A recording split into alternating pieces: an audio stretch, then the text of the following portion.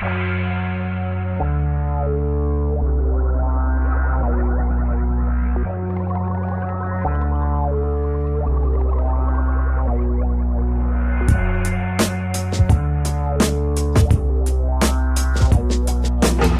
réellement engager le cerveau dans une histoire, dans une narration, dans une formation. Lorsque vous êtes dans un casque de réalité virtuelle, vous êtes dans une activité solo.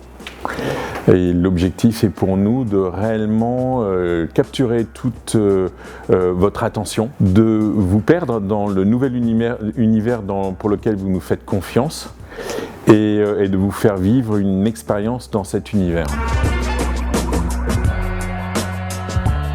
Ce qu'il est important pour nous dans les premières 20 secondes de l'expérience, c'est que vous quittiez la salle dans laquelle vous étiez parti, vous avez enfilé votre station ou votre casque sur la tête, que vous quittiez cette salle pour pouvoir rentrer dans ce nouveau monde sur lequel nous allons vivre un paquet de choses intéressantes. Dans un contexte dit de formation ou alors d'information ou de sensibilisation à des risques, il est important que votre expérience laisse une trace de telle manière à ce que lorsque vous avez fini l'expérience, vous ayez le sentiment d'avoir vécu un risque, vous ayez une mémoire ou une mémorisation de la formation que vous avez reçue. L'idée, oui, c'est de réellement, dans un cadre qui est purement sécuritaire, vous êtes dans une salle noire, quelque part à Illikirch, mais de vous permettre de vous promener en haut d'une tour de la cathédrale.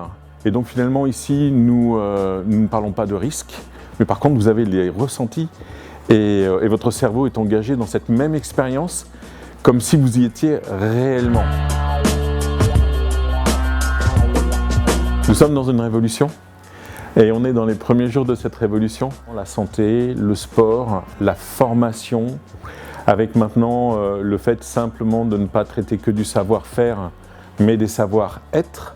C'est quand même assez nouveau, on peut maintenant recruter avec un casque en ayant un jeu d'applications qui permettent de tester des notions d'esprit d'équipe, de qualité de motivation, de sincérité dans les réponses. Partout où vous aurez le besoin de rentrer dans un casque pour pouvoir consommer des images, pour pouvoir consommer un contenu, une formation, la 5G nous donne une grande facilité pour simplifier cette expérience. On parlait récemment de voir les images en temps réel d'un match de foot. On pourrait le faire au camping grâce à la 5G. Alors il faut de la data, il faut de la donnée et il faut pouvoir aussi transférer ces données et ce qui nécessite finalement d'avoir des réseaux mobiles en l'occurrence qui vont permettre d'accompagner ces nouveaux usages en ayant des temps de latence extrêmement réduits. On pense par exemple aux véhicules connectés, aux applications de e-santé. On peut aller jusqu'à 1 million d'objets connectés sur 1 km². Donc il y a des forts enjeux autour par exemple de la maintenance prédictive, la maintenance en temps réel. Vous allez pouvoir reprogrammer des robots. Donc on a des enjeux très importants dans le domaine de l'entreprise.